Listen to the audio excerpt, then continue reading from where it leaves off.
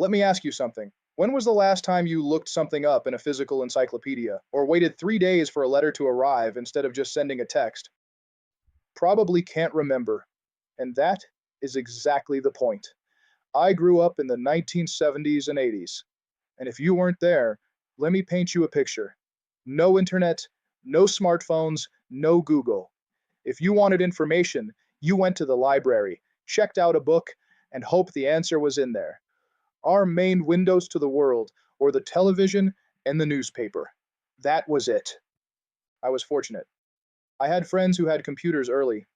I was exposed to programming, to the idea that machines could talk to each other. But that was rare.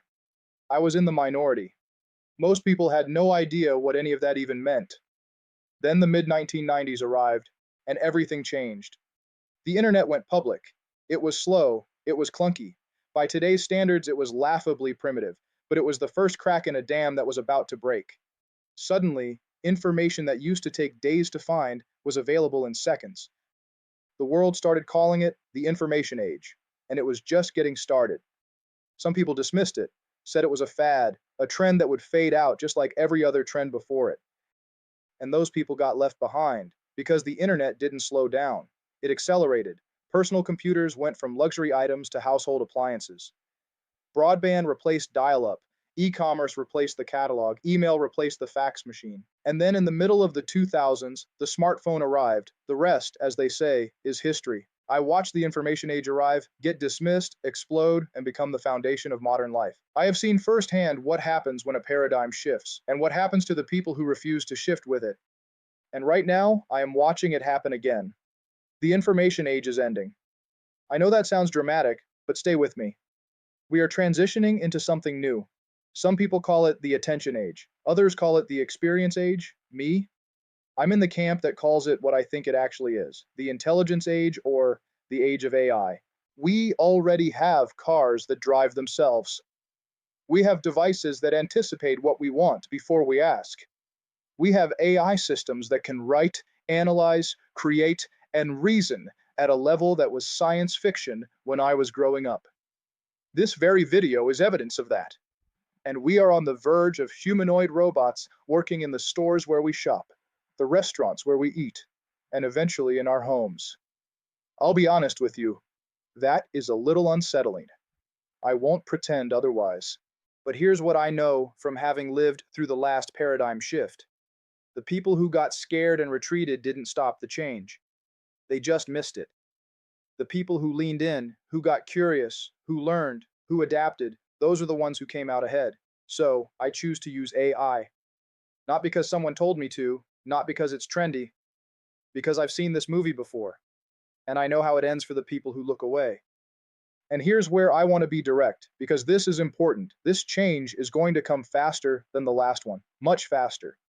The shift from the industrial age to the information age took decades. The shift we are in right now is moving at a pace that will catch most people completely off guard. There are businesses today still running on industrial age thinking. There are colleges still teaching frameworks that were already outdated before the students even enrolled. And the people clinging to those ideas, I don't say this to be harsh, but they are the ones who will be left behind this time. Jobs that millions of people depend on will change. Some will disappear faster than anyone expects. The job market of 10 years from now will look nothing like the job market today. This is already happening. Now, I'm actually studying for a college degree right now, so I am not saying education doesn't matter. I'm saying the reason you pursue education matters. I'm doing it because I want to, because I'm genuinely curious and I want to grow. Not because a degree is the key to a career the way it might have been for my generation. That equation is changing. The smart ones are adapting, the not so smart ones are clinging, and real estate is no different. I don't think real estate agents are going away. I want to be clear about that. But agents who refuse to evolve, agents who are still doing things exactly the way they were done 20 years ago, those agents are going to find themselves increasingly irrelevant. Not immediately, but it's coming, like it or not. This reality is the reason I built OfferIQ.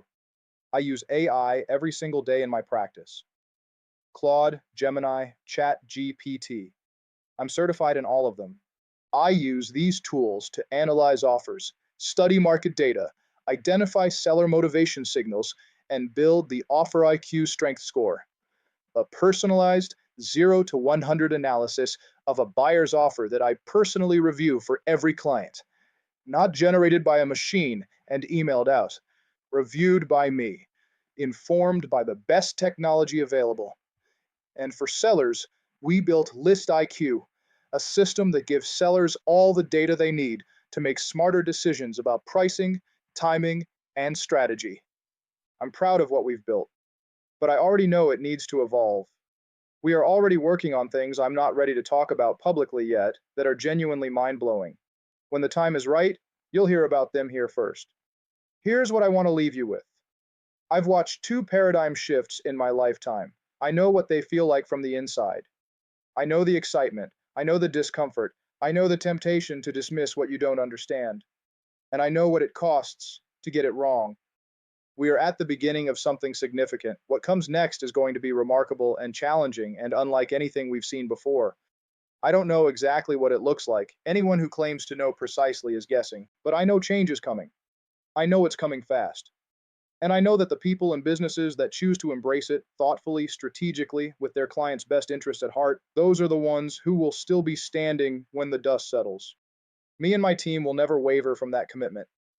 We are going to keep bringing the most forward-thinking tools we can find to the buyers and sellers we serve, and to the agent partners who trust us to help them compete.